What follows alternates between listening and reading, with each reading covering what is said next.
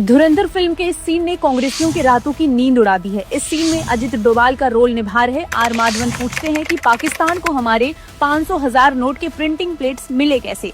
इसका जवाब हम आपको बताते हैं। ये कहानी शुरू होती है 2006 से। भारत सरकार security printing and meeting corporation of India limited नाम से एक कंपनी बनाती है, जिसका काम देश की करेंसी को छापने का होता है और इसके मुखिया बनते हैं अरविंद मायाराम। आरोप है कि अरविंद मायाराम नियमों को ताक पर रखकर इस कंपनी के सभी फैसले मनमाने तरीके से लिए। मायाराम ने ब्रिटिश कंपनी डेलारू को नोट छापने के लिए जरूरी कागज, धातुई धागा, इंटाग्लियो स्याही आदि की आपूर्ति का ठेका दिया। 2010 के आसपास इस कंपनी की पोल तब खुलती है जब चिदम्बरम और मायाराम दोनों की वित्त मंत्रालय से छुट्टी हो जाती है। कंपनी को घटिया क्वालिटी, नियमों के उल्लंघन और झूठे सर्टिफिकेट देने के कारण ब्लैकलिस्ट कर दिया जाता है। लेकिन 2012 में ही चिदम्बरम और मायाराम की फाइनेंस मिनिस्ट्री में वापसी होती है और तभी ब्लैकलिस्ट हुई कंपनी डेलारू को 3 साल का एक्सटेंशन दे देते हैं। कथित करेंसी घोटाला देश की सुरक्षा से जुड़ा केस है, क्योंकि जिस कंपनी से डील होती है उससे पहले शर्त होती है कि वो दुश्मन देश का वैसा मटेरियल सप्लाई नहीं करेगा जो भारत में सप्लाई होगा। लेकिन कांग्रेस की करीबी मायाराम ने जिस कंपनी को एक्सटेंशन दिया,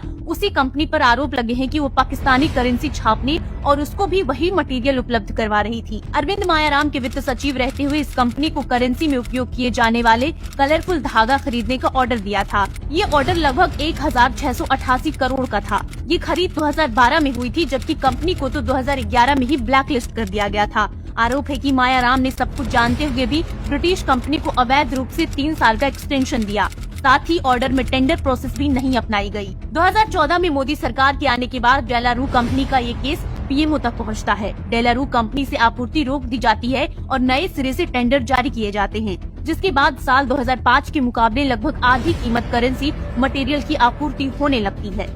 सरकार इसकी जांच सीवीसी को सौंपती है। पड़ताल के बाद सीवीसी इस पूरे मामले को सीबीआई को हैंडओवर करती है। लेकिन सबसे बड़ा सवाल तो ये है कि किसके कहने पर, किसके लिए और किसके संरक्षण में यूपीए सरकार के नीचे 1600 करोड़ के कथित करेंसी घोटाले को अंजाम दिया जा रहा था।